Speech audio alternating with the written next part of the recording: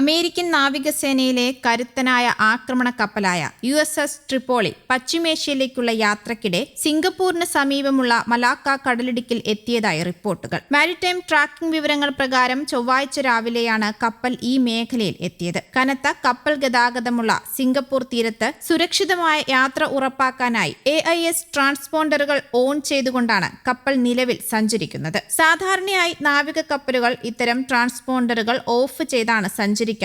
Okinawa ആസ്ഥാനമായുള്ള 31 marine എക്സ്പെഡിഷണറി യൂണിറ്റിലെ ഏകദേശം 2200 സൈനികരെയാണ് ട്രിപ്പോളി പശ്ചിമേഷ്യയിലേക്ക് എത്തിക്കുന്നതെന്നാണ് പുറത്തുവരുന്ന വിവരം. പെന്റഗന്റെ പ്രത്യേക ഉത്തരവിനെ തുടർന്നാണ് ഈ ദ്രുതകർമ്മസേന വിന്യസിക്കപ്പെട്ടിരിക്കുന്നത്. യുദ്ധത്തെ തുടർന്ന് ഇറാൻ നിയന്ത്രണം ഏർപ്പെടുത്തിയ ഹോർമുസിൽ സൈനിക നടപടിക്ക് US തയ്യാറെടുക്കുന്നതിനിടെയാണ് ഈ വാർത്തയും വരുന്നത്. ഇറാനുമായുള്ള യുദ്ധത്തിന്റെ ഭാഗമായി നിലവിൽ തന്നെ ഏകദേശം 50,000 അമേരിക്കൻ സൈനികർ പശ്ചിമേഷ്യയിൽ നിലയുറപ്പിച്ചിട്ടുണ്ട് എന്ന് US സെൻട്രൽ കമാൻഡ് നേരത്തെ തന്നെ വ്യക്തമാക്കിയിട്ടുണ്ട്. സൈനികരെ മിഡിൽ ഈസ്റ്റിൽ കൃത്യമായി എവിടെയാണ് വിന്യസിക്കുകയെന്നോ അവരുടെ ദൗത്യം എന്താണെന്നോ അധികൃതർ ഇതുവരെയും വെളിപ്പെടുത്തിയിട്ടില്ല. ഒഴിപ്പിക്കലുകൾ, കടൽ മാർഗമുള്ള ആക്രമണങ്ങൾ തുടങ്ങിയ ദൗത്യങ്ങൾക്കായിട്ടാണ് സാധാരണയായി MEU ഉപയോഗിക്കാറുള്ളത്. Command, ground compact, air compact, logistics എന്നീ 4 വിഭാഗങ്ങൾ അടങ്ങുന്ന ഈ യൂണിറ്റിലെ അംഗങ്ങൾക്ക് പ്രത്യേക ഓപ്പറേഷനുകൾക്കായി പരിശീലനവും ലഭിച്ചിട്ടുണ്ട്. മാർച്ച് 11-നാണ് ഈ പടക്കപ്പൽ ഒക്കിനാവയിൽ നിന്ന്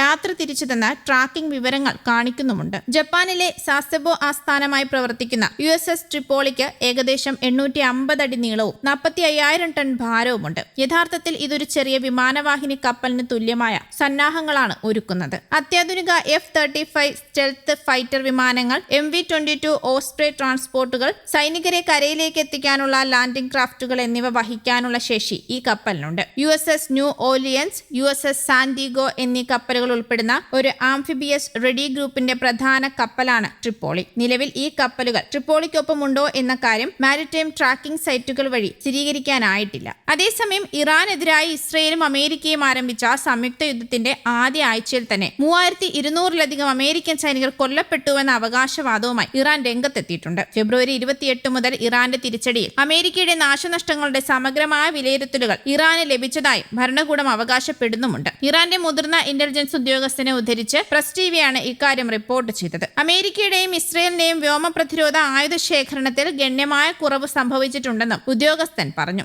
ആദ്യ ആഴ്ചയിൽ തന്നെ ഏകദേശം 2000 US സൈനികർ കൊല്ലപ്പെട്ടതായും 3000-ഓളം പേർക്ക് പരിക്കേറ്റതായുമാണ് ഇന്റലിജൻസ് റിപ്പോർട്ട്. കൂടാതെ 150 മിസൈൽ നിക്ഷേപണ പ്ലാറ്റ്ഫോമുകളും 23 പേട്രിയറ്റ് വ്യോമ പ്രതിരോധ സംവിധാനങ്ങളും US-ന് നഷ്ടപ്പെട്ടുവെന്നും ഉദ്യോഗസ്ഥർ പറഞ്ഞു. 37 വിമാനങ്ങളും ഹെലികോപ്റ്ററുകളും തകർന്നുവെന്നും അദ്ദേഹം കൂട്ടിച്ചേർത്തു. US ആയുധശേഖരത്തിന്റെ 43% നശിപ്പിക്കപ്പെട്ടതായും റിപ്പോർട്ടിൽ പറയുന്നു. ഇറാനെതിരായ ഇസ്രയേൽ US ആക്രമണത്തിൽ ഇറാന്റെ പരമോന്നത നേതാവ് ആയത്തുള്ള അലി ഖമേനെയി കൊല്ലപ്പെട്ടിരുന്നു. കൂടാതെ ഇറാനിലെ പെൺകുട്ടികളുടെ സ്കൂൾ ആക്രമിക്കപ്പെടുകയും 170 സ്കൂൾ കുട്ടികൾ കൊല്ലപ്പെടുകയും ചെയ്തു. പിന്നാലെയാണ് ഇറാൻ അമേരിക്കയ്ക്കും ഇസ്രയേലിനുമെതിരെ തിരിച്ചടി തുടങ്ങിയത്. ഓപ്പറേഷൻ ട്രൂ പ്രോമിസ് 4ന്റെ ഭാഗമായി ഇറാൻ സേന ഇതുവരെ 58 പ്രത്യാക്രമണങ്ങൾ നടത്തിയിട്ടുണ്ടെന്നാണ് റിപ്പോർട്ടുകൾ. ഇസ്രയേലി സൈനിക കേന്ദ്രങ്ങൾക്കും മേഖലയിലുടനീളമുള്ള US സൈനിക താവളങ്ങൾക്കും ഇറാൻ ആക്രമണങ്ങൾ നടത്തിയിട്ടുണ്ട്. ഇറാനിയൻ ആക്രമണങ്ങൾ മൂലമുണ്ടായ നാശനഷ്ടങ്ങളുടെ വ്യാപ്തിയെക്കുറിച്ച് US-ഉം ഇസ്രയേലും മൗനം പാലിക്കുകയുമാണ്. എന്നാൽ നാശനഷ്ടങ്ങളുടെ ചെലവ് 10,000-കണക്കിന് ബില്യൺ ഡോളറാണെന്നാണ് സ്വതന്ത്ര മാധ്യമങ്ങളും വിശകലന വിദഗ്ധരും കണക്കാക്കുന്നത്. News desk, Kerala Kaumudi.